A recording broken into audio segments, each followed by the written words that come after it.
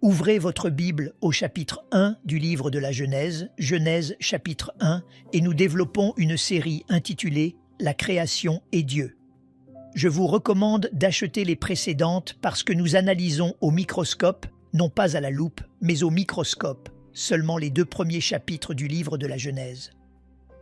Nous avons déjà enregistré presque jusqu'au chapitre 40 de la Genèse, verset par verset, mais je ne m'étais jamais arrêté pour faire un examen et une analyse aussi exégétique, aussi détaillée, aussi minutieux, parce qu'au fur et à mesure que nous avançons et développons notre caractère chrétien et que nous permettons à Dieu de nous rafraîchir chaque jour et de nous donner plus de lumière, c'est comme le dit Salomon, « Le sentier des justes est comme la lumière resplendissante, dont l'éclat va croissant jusqu'au milieu du jour. » C'est comme l'aurore, n'est-ce pas?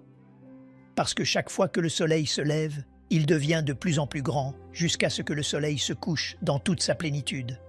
Tel est le chemin du juste, comme l'aurore. Si tu marches avec Dieu, c'est un festin tous les jours. Et plus tu es proche de Jésus-Christ, plus tu auras d'entendement, de compréhension, de sagesse et d'intelligence. Et c'est impressionnant que tu puisses lire la Bible, par exemple l'évangile de Jean il y a 2 ans, et tu le lis tous les 3 ou 4 mois. Et chaque fois que tu lis quelque chose que tu n'avais pas lu, tu découvres quelque chose que tu n'avais jamais remarqué, n'est-ce pas? Même si vous ne dites pas « Amen », je sais que c'est vrai. Mais c'est ainsi dans la Bible. J'ai étudié la Genèse, n'est-ce pas? De très nombreuses fois, l'Apocalypse. Et ces derniers mois, Dieu le Saint-Esprit m'a fait me concentrer ici pour découvrir, en vérité, qu'il y avait des choses, des pierres précieuses, de l'or, de l'argent cachés derrière tous les mots hébreux, de la manière dont on a découvert à travers la science, la paléontologie, l'astronomie, l'archéologie, des choses que la science prouve, montrant que la Bible avait raison. Mais le plus important, c'est que dans ces 8 conférences, nous avons couvert les versets. Imaginez seulement, si nous l'analysons au microscope, 2 versets. Nous avons fait le 1 et le 2. Et aujourd'hui, je termine avec le 2. Pourquoi? Parce qu'on a découvert dernièrement que lorsque Dieu dit « Au commencement, Dieu créa les cieux et la terre », il ne se réfère pas au commencement du premier jour de la création de l'être humain. Nous savons que la Bible nous montre qu'en 6 jours, Dieu a ordonné la planète Terre. Mais avant nous, quelqu'un existait-il? Bien sûr, les anges. Au chapitre 38, versets 4 et suivants du livre de Job, nous l'avons déjà vu dans les conférences passées, les anges étaient avec Dieu quand il mesurait la terre, faisant tourner la terre, calculant sa vitesse sur son axe en 24 heures autour du soleil. Les anges existaient bien avant nous. Et nous avons été créés après les anges. Et ce qui est intéressant dans toute cette étude que nous développons, c'est que la Bible nous enseigne que cette planète, avant que toi et moi ne l'occupions, et avant que Dieu ne crée l'être humain, cette planète avait été occupée par les anges, et la Bible l'enseigne ainsi. Nous allons voir à travers tout cela, nous avons déjà beaucoup partagé, mais le plus important est ce qui suit. Il y a beaucoup de personnes, je le répète, qui enseignent. Non. C'est que le commencement où la Bible dit que c'est là qu'a commencé la création. Cependant, nous nous rendons compte que cela n'a pas pu être ainsi, principalement pour plusieurs raisons.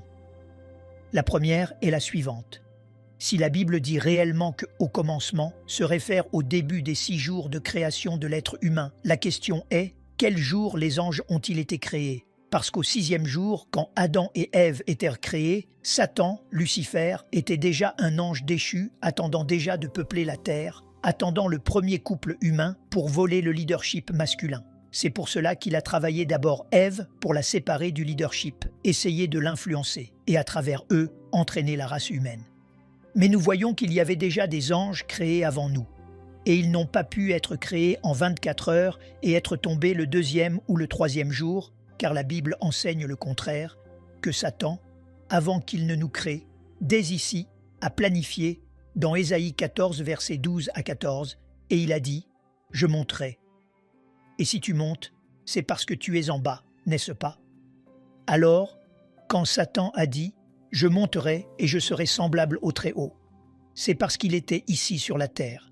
Et dans Ézéchiel 28, il est dit qu'il a été créé en Éden, dans le même lieu géographique où Dieu a mis Adam et Ève. Il existait un Éden, mais pas comme celui d'Adam et Ève. Il existait un Éden de pierres précieuses, Car au lieu de plantes et d'ornementation d'arbres précieux et d'arbres fruitiers, comme Dieu l'a mis avec Adam et Ève, l'Éden des anges déchus était de pierres précieuses. Et les dinosaures ont habité à cette époque avant nous, ce qui est le mystère de l'archéologie et de la paléontologie.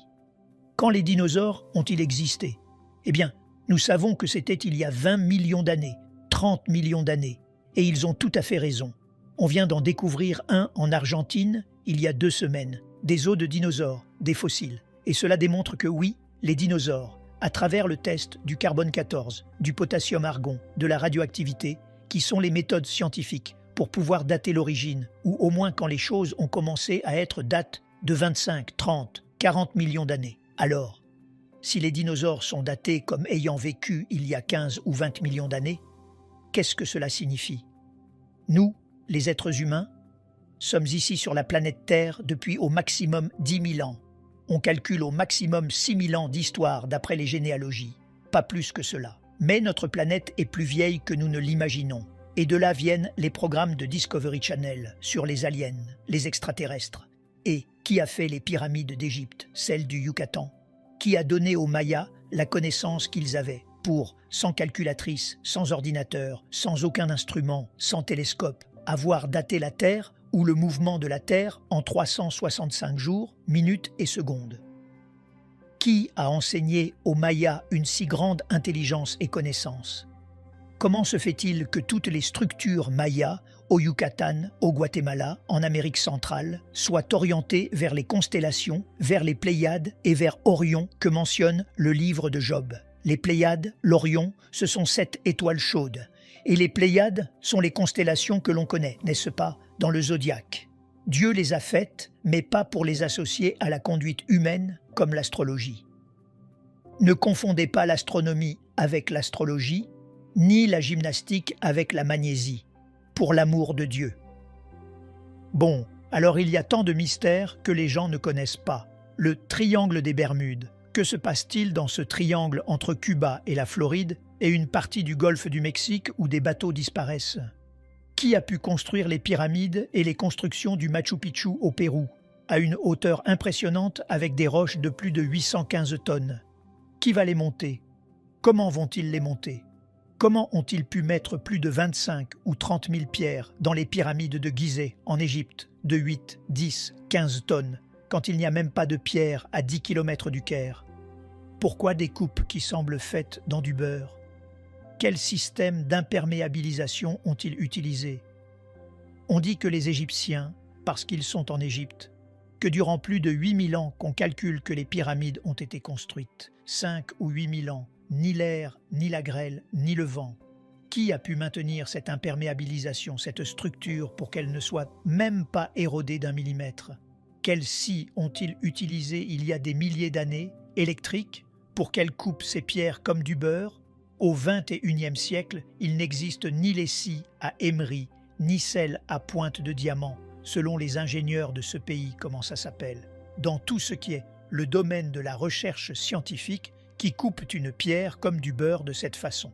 Ni les trous qu'ils ont faits dans les pierres, ni la forme dont ils les ont chargées. Tous ces mystères nous disent que cette connaissance, ce sont les anges qui la leur ont donnée, et ils étaient ici avant nous. Et ces anges continuent de descendre sur la planète Terre et continuent de communiquer avec certaines personnes et continuent de nous faire croire qu'ils sont des Martiens, qu'ils sont des Jupitériens, qu'ils sont des extraterrestres. Et les mêmes agences de recherche comme l'Organisation des Nations Unies a nommé, il y a 2 ou 3 ans, un département spécial à l'ONU, et c'est une dame hindoue qui est chargée d'enquêter sur le phénomène OVNI. Alors quelque chose nous dit qu'il y a quelque chose au-delà de l'espace, mais les gens ne savent pas que la Bible nous parle et nous dit que c'est ainsi. Oui, il existe des extraterrestres, mais ce ne sont pas des Jupitériens, ni des Vénusiens, ni des Martiens.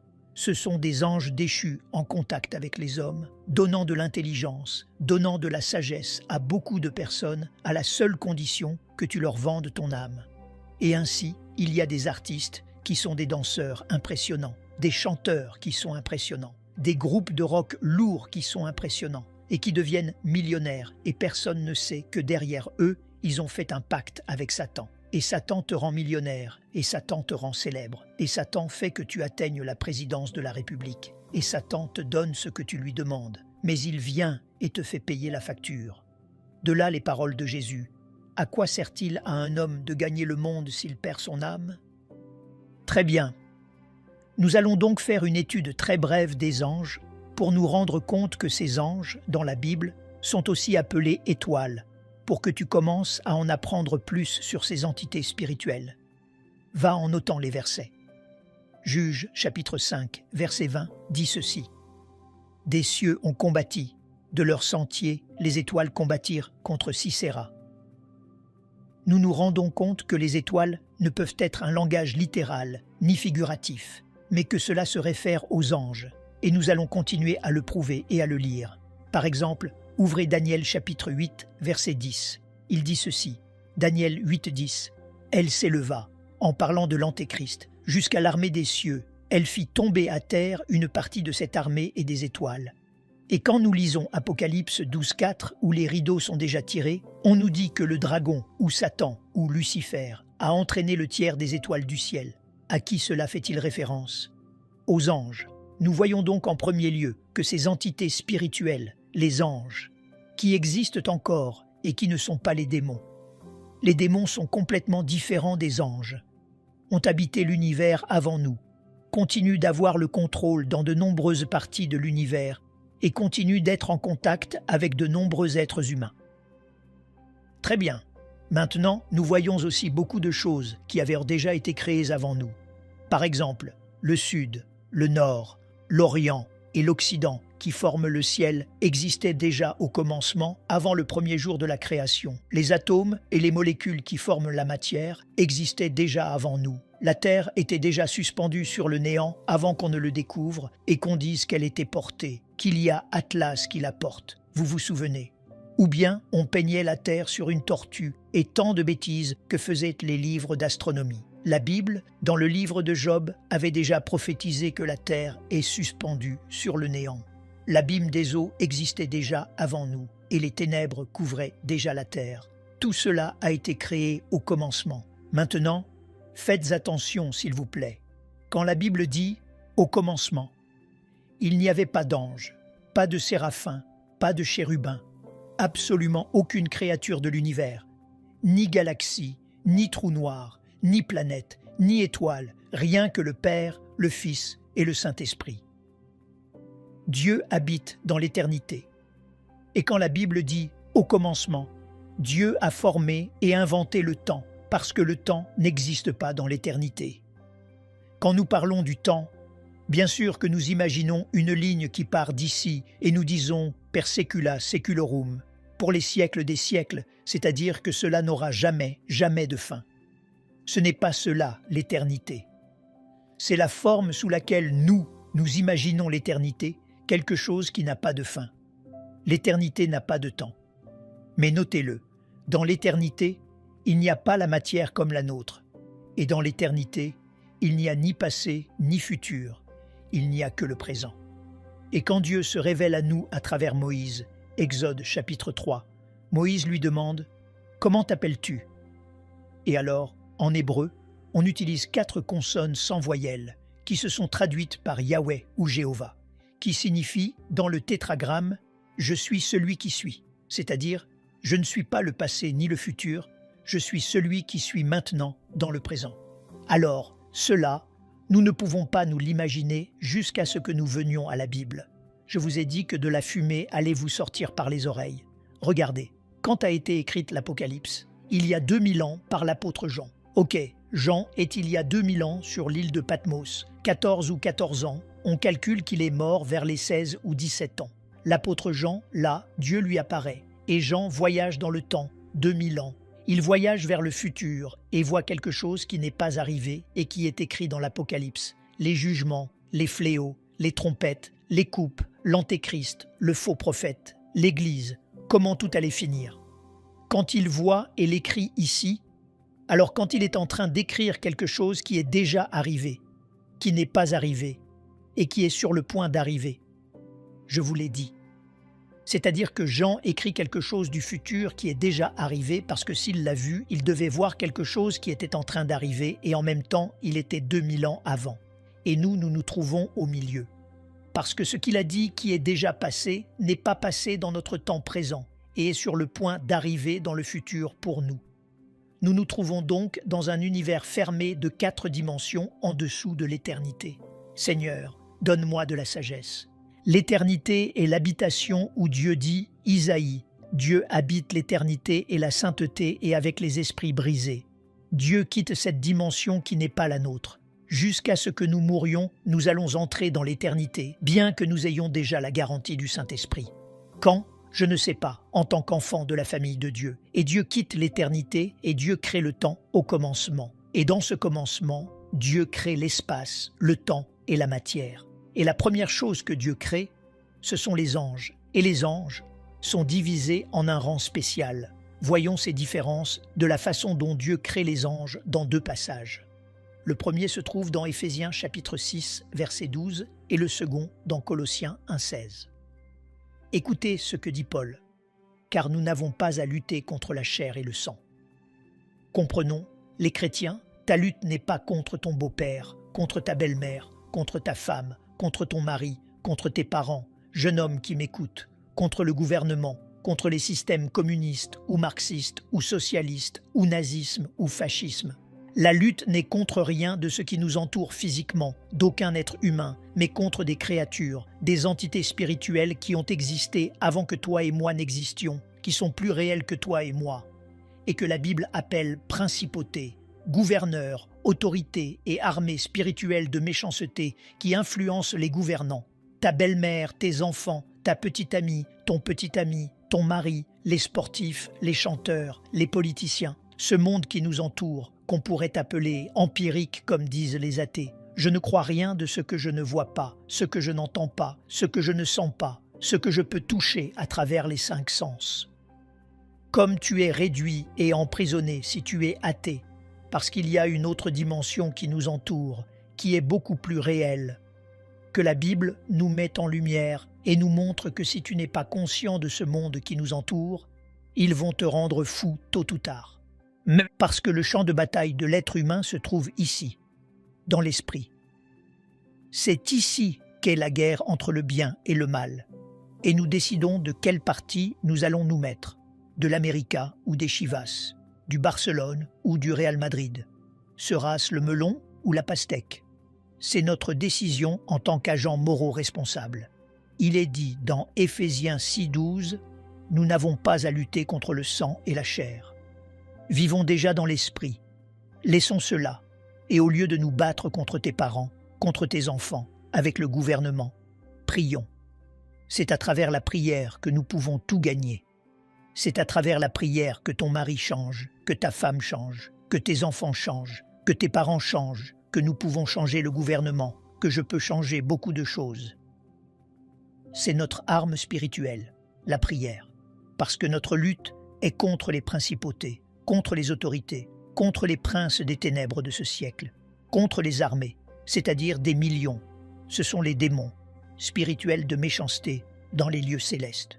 Il est dit dans Colossiens chapitre 1 verset 16 « Car en lui ont été créées toutes les choses, c'est-à-dire en Jésus-Christ, qui sont dans les cieux et sur la terre, les visibles et les invisibles. » Écoutez, trône, dignité, domination, autorité.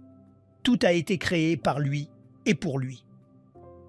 Les trônes nous parlent du fait que ces créatures spirituelles invisibles, que la Bible appelle anges déchus, s'assoient pour gouverner. Un trône est là où quelqu'un s'assoit pour gouverner, et quiconque est roi ou gouvernant doit avoir des sujets, n'est-ce pas? C'est logique. Alors il y a des gouverneurs des ténèbres qui gouvernent sans que les gens ne le sachent. On est gouverné, on est influencé par des esprits impurs, des esprits de méchanceté qui veulent te détourner et faire avorter le plan de Dieu pour ta vie. Les dominations sont ceux qui dominent ou exercent un contrôle sur des lieux géographiques de la Terre. Il y a une principauté sur le Mexique, d'autres sur le Canada, d'autres sur les États-Unis, d'autres sur le Salvador, sur le Nicaragua, le Brésil. Dans chaque pays, il y a une principauté satanique. Sous la principauté, il y a des gouverneurs. Et il y a un gouverneur dans l'État de Mexico, dans l'État de Oaxaca, dans l'État de Nuevo León. Et de la même façon qu'il y a des gouvernés, et qu'une république est organisée, plus ou moins de la même forme, ils sont organisés eux aussi. Et ce modèle d'organisation se trouve dans la Bible depuis le livre du Deutéronome, avant que le droit romain n'existe. Les principautés sont ceux qui fonctionnent comme les principaux leaders, et les autorités ceux qui ont une autorité déléguée, prêtée, elle n'est pas à eux. Dieu permet à de nombreuses entités spirituelles d'agir selon le gouvernement qu'ils veulent avoir. Vous m'avez entendu. 1 Samuel chapitre 8, Samuel s'approche de Dieu. « Seigneur, le peuple ne veut pas que tu gouvernes. Ils ne veulent plus la théocratie, le gouvernement direct de Dieu, qui est le seul gouvernement parfait. » Et alors, Dieu dit à Samuel, « Laisse-les, laisse le peuple voter et choisir ce qu'ils veulent avoir, et ils vont choisir. Comme avant, ils ne m'ont pas consulté, ni ne m'ont pris en compte. » Dieu dit à Samuel, 1 Samuel 8, « Ils vont choisir un homme, un menteur, qui va entrer avec beaucoup de choses, promettant beaucoup de choses, etc., etc. Et il finira par les opprimer, et ils vont se repentir, et ils vont devenir ennemis contre moi. » Et c'est exactement ce qui s'est passé avec le roi Saül. Il a fini par consulter des sorcières. Vous vous souvenez, la sorcière d'Endor. Alors Dieu n'a pas mis Saül, Dieu permet. Ce n'est pas que, comme dit la Bible, bien sûr qu'il exerce sa domination parce qu'il est souverain, mais souvent Dieu permet que des choses arrivent. Comme par exemple, Dieu ne veut pas que les femmes gouvernent l'Église, que ce soit les femmes pasteurs qui gouvernent l'Église, la sienne. Le leadership de l'Église, le leadership de la famille et des nations. Dieu nous l'a donné, à nous, les hommes. Mais quand dans une maison, l'homme n'est pas responsable et que la femme prend les rênes de la maison et que la femme commence à enseigner la Bible et à donner des leçons de morale et à donner la direction à la maison, Dieu se réjouit-il? Ce n'est pas que Dieu veuille qu'elle gouverne, mais quand l'homme abandonne sa position, Dieu enlève une, il fait parler les pierres. Quand dans l'Église il n'y a pas d'hommes, Dieu lève des femmes. Chaque fois que je vais en voyage, on me demande « Que pensez-vous des femmes pasteurs ?» Gloire à Dieu, et je les bénis, parce que quand il y a des femmes pasteurs, c'est parce qu'il n'y a pas d'hommes. Et pourquoi n'y a-t-il pas d'hommes? Par irresponsabilité ou négligence, parce qu'ils n'ont jamais su prendre la responsabilité, ni n'ont eu le courage de lever une église eux-mêmes, et les femmes arrivent et prennent le leadership. Dieu le permet, mais ce n'est pas sa volonté. Comprenons, c'est que Dieu veut que les hommes gouvernent les nations. Et malheureusement, c'est incroyable. Maintenant, au XXIe siècle, la seule femme dans les presque 200 nations que nous avons sur le globe terrestre, qui est chrétienne, c'est Angela Merkel. La première ministre d'Allemagne est une femme, aucune autre personne. Bon, et maintenant, grâce à Dieu qu'il y a Jair Bolsonaro, le président du Brésil, il faut prier pour lui, il est à l'hôpital pour une pneumonie. Il a levé la Bible avant d'être élu maintenant comme gouvernant après les crises du Brésil et a demandé à Dieu de le guider. Le président de la Colombie prie aussi, utilisant la Bible aussi. Il y a un contrepoids. Et grâce soit rendue à Dieu pour ces hommes que Dieu commence à lever comme politiciens, et merci à ce peuple qui prie pour ses gouvernants. Prions pour le Mexique, prions pour le Mexique. Très bien, alors c'est ainsi que sont organisés ces anges. Or, très bien, parmi ces entités spirituelles, il y en a 6 que mentionne la Bible. Numéro 1, les chérubins. Les chérubins ne sont pas des anges, nous allons le démontrer tout de suite. Ce sont des créatures spirituelles avec beaucoup d'ailes, et on les associe toujours dans la Bible à la sainteté de Dieu. Le mot chérubin en hébreu est le mot kéroub avec un K et un B, qui signifie « ceux qui adorent », « ceux qui bénissent » ou « ceux qui louent ».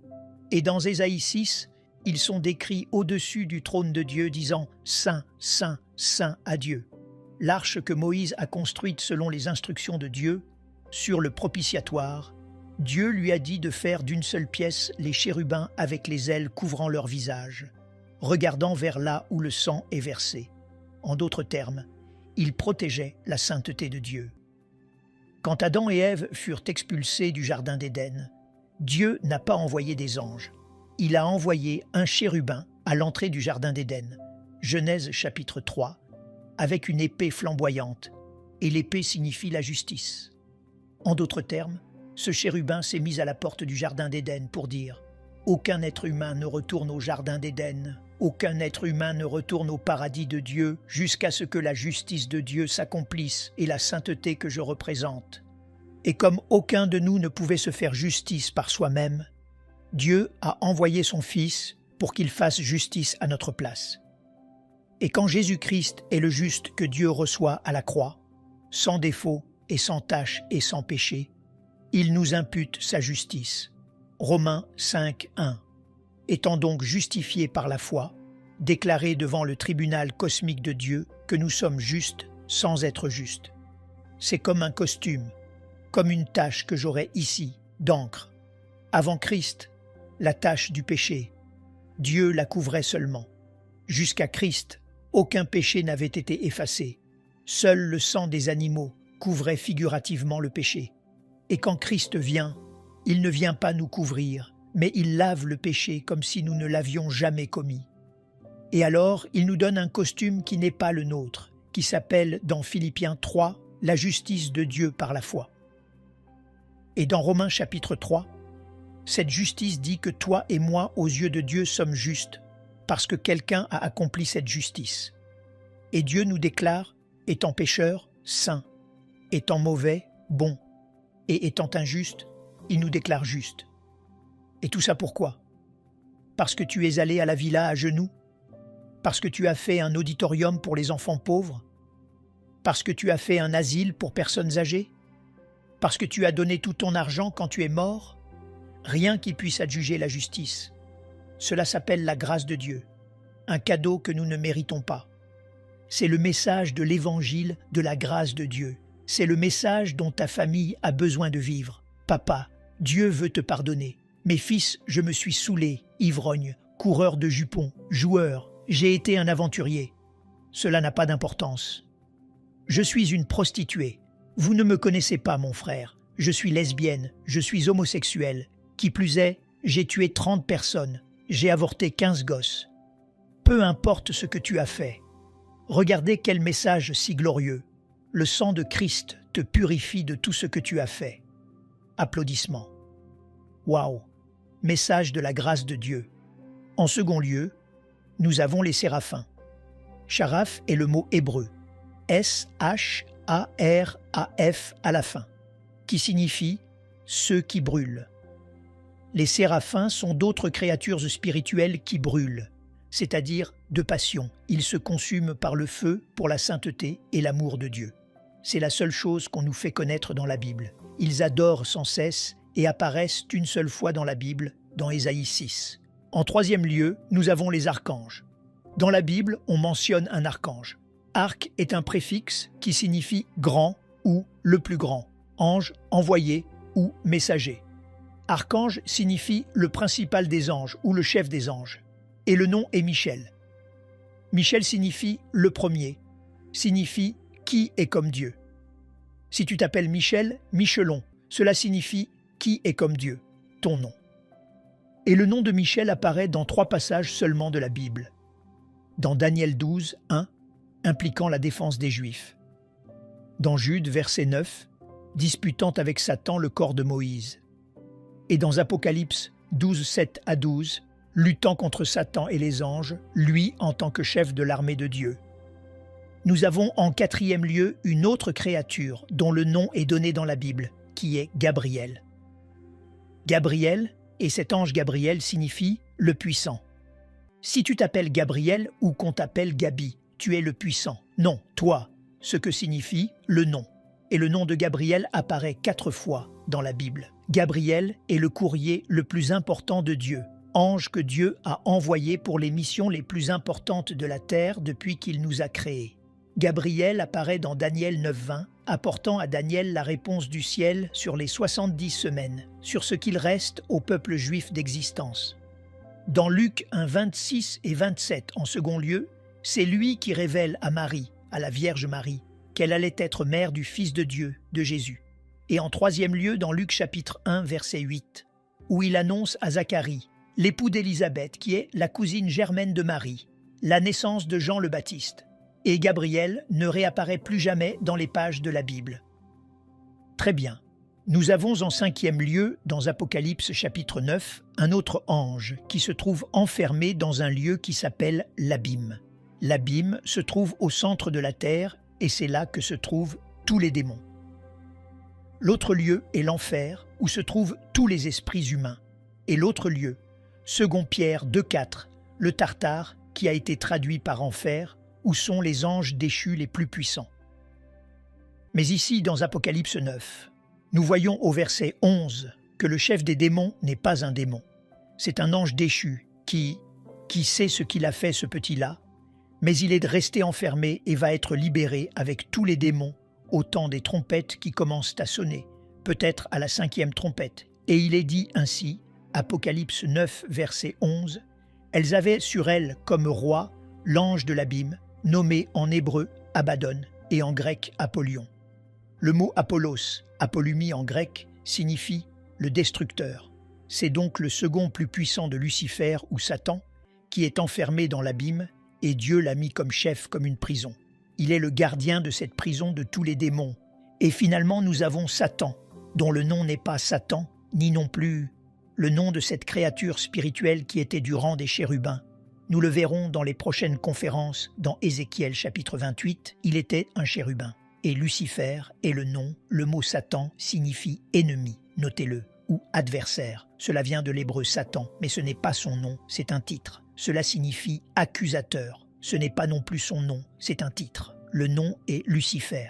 Quelle chose plus ironique, que signifie Lucifer? Celui qui porte la lumière, le porteur de lumière. Et on l'associait avec Vénus, avec la planète Vénus. Et les anges, on les associe avec les étoiles. Et tout cela, nous allons le voir. Pourquoi?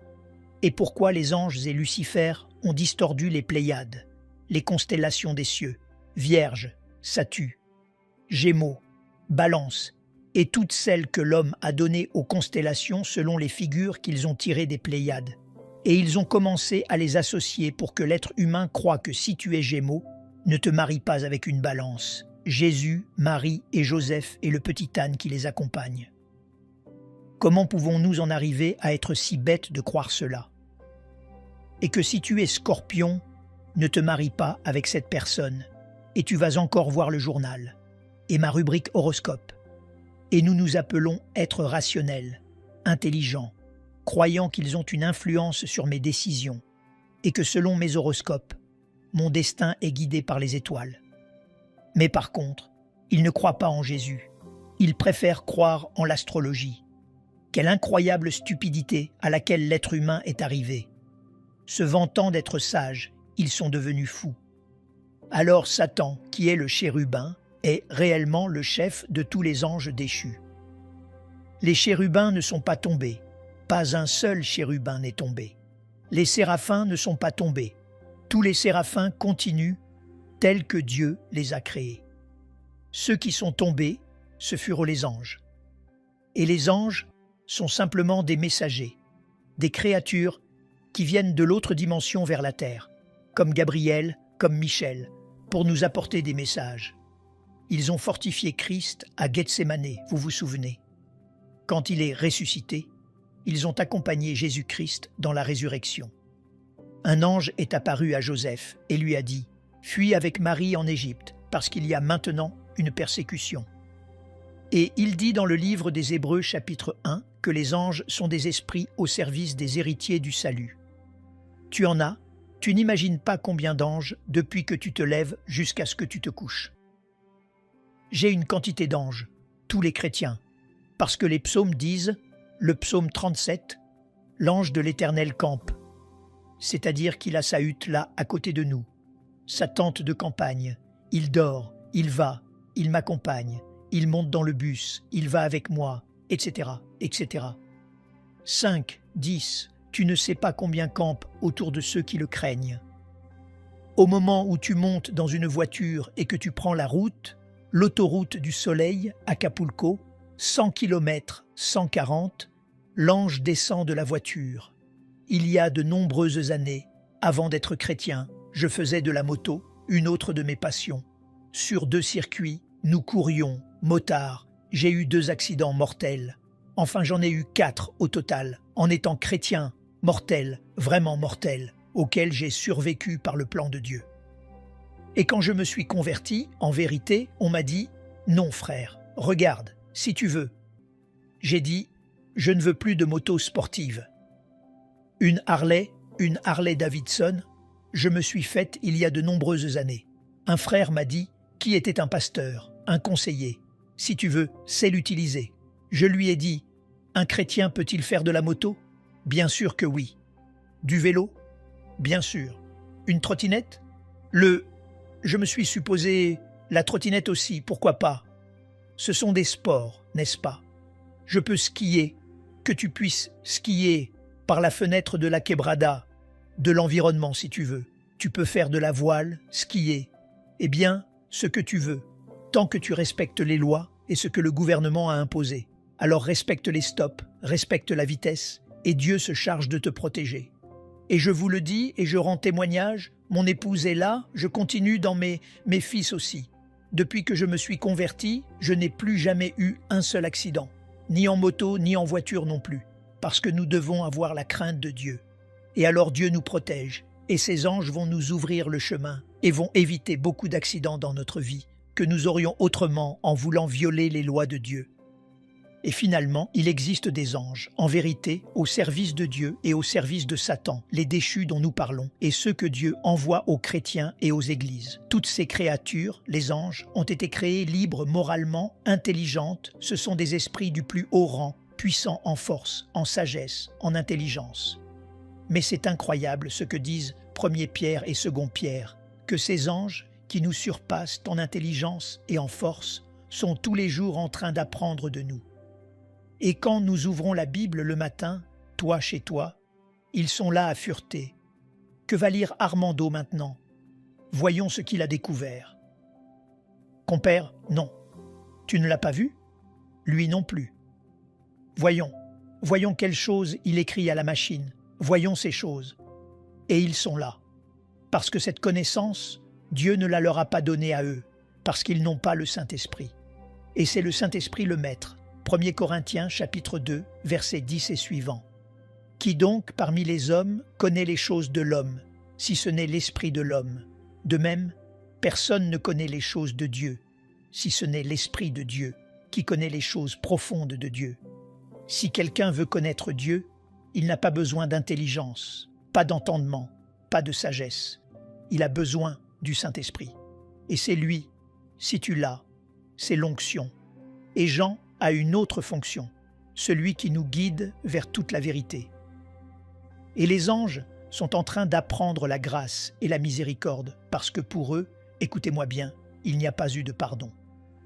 Selon 2 Pierre chapitre 2, Dieu n'a pas pardonné aux anges. Pourquoi? Injustice de Dieu? Non. Simplement, parce qu'à ces créatures, on leur a donné plus qu'à nous. Elles étaient et vivaient en face de Dieu. Toi et moi, nous vivons par la foi. Nous croyons en celui que nous n'avons pas vu, et nous adorons, et nous le bénissons sans jamais l'avoir vu, mais nous entendons sa parole. Comme les brebis quand le berger saisit la houlette et frappe les pierres. Saviez-vous que les brebis sont semi-aveugles? Une brebis voit d'ici à 3 mètres. Mais si la brebis est ici et que le berger est ici, elle ne le voit pas. Et elles sont si brutes et si sans défense et si inutiles. Il ne s'est pas trompé en nous comparant à elles. Elle ne voit pas le berger. Mais le berger a... Il n'y a pas un berger qui ne porte pas une houlette. Et quand le berger commence à frapper, elles ne le voient pas, mais elles le suivent sans le voir. Et la Bible dit dans Jean 10, « Nous non plus, nous ne le voyons pas, mais nous le suivons quand nous l'entendons ici dans sa parole. » Soyez des hommes de la parole et des hommes du Seigneur. Nous aimerions vous donner l'opportunité de faire de Jésus le Seigneur de votre vie. Voulez-vous bien prier avec moi? Dites, Seigneur Jésus, je me repens de mes péchés. Viens dans mon cœur. Je fais de toi mon Seigneur et Sauveur. Et merci, Seigneur, pour le baptême du Saint-Esprit en moi. Dans le nom de Jésus. Par cette simple prière, nous croyons que le Saint-Esprit vous conduit sur le chemin de la nouvelle naissance. Allez dans une bonne église dont le fondement est la parole de Dieu, passez par les eaux du baptême et donnez à Dieu la première place. Nous espérons de tout cœur que ce message vous encouragera. Si vous connaissez quelqu'un qui puisse être encouragé, s'il vous plaît, envoyez-le lui pour nous aider à atteindre plus de gens et à propager l'Évangile. Édifions le corps de Christ ensemble. Appuyez sur la cloche des notifications et merci infiniment de nous soutenir en vous abonnant à notre chaîne. N'hésitez pas à laisser vos requêtes de prière dans la section des commentaires. Sachez que même si vous ne voyez pas de réponse à votre requête, que ce soit sur YouTube, email, Facebook ou sur Messenger, nous avons prié pour vous. Nous invitons humblement le corps de Christ à soutenir chaque requête en écrivant une prière dans la section commentaires. Tenez-vous ferme dans la foi avec nous pendant que nous prions. Que la grâce et la paix du Seigneur Jésus-Christ soient avec vous tous et qu'il vous bénisse merveilleusement.